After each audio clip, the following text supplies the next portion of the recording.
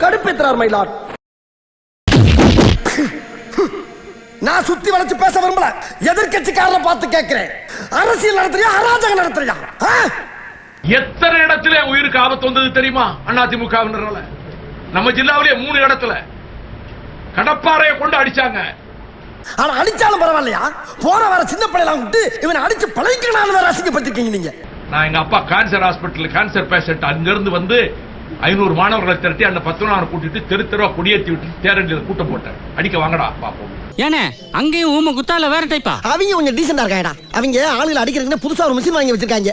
எவன் சிக்கறானோ அவனை பேக் பண்ணி உள்ள அனுப்பிடுறாங்க. அது மயக்கமே வராம தண்ணி ஊத்தி அடிக்குது. அதுவும் ஐஸ் வாட்டர். நூல் இடையில தப்பிச்சேன், தலை செதறி போயிருக்கும். மிஷின்ல அடிச்சான்னு சொல்றீங்களே, எங்க ரத்தம் கிட்ட ஒன்னே காணா? எனக்கு போட்டது ரத்தம் வராத சுச்சி. ஏன் அப்படி?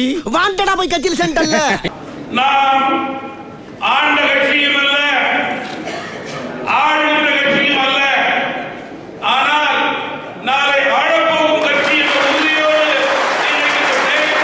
அட வெக்கம் கட்டுவீங்களா? இதுக்கு எதுக்குடா வெள்ளையங்கிலி மாலைன்னு? ஏற்கனவே திரு பன்னீர்செல்வம் முதலமைச்சராக இருக்கிற போது 40,000 கோடி ரூபாய் டெல்லிக்கு சென்று பிரதமரை சந்தித்து கேட்டார். அதுல 40 பைசா கூட மத்திய அரசு தரல.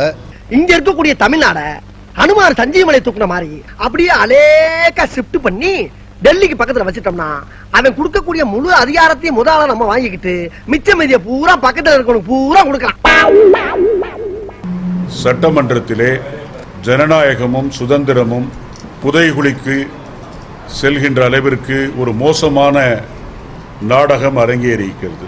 அடிக்கும் போது ஒருத்தன் சொன்னா எவ்வளவு அடிச்சாலும் தாங்குறான்டா, இவன் ரொம்ப நல்ல வேணும்.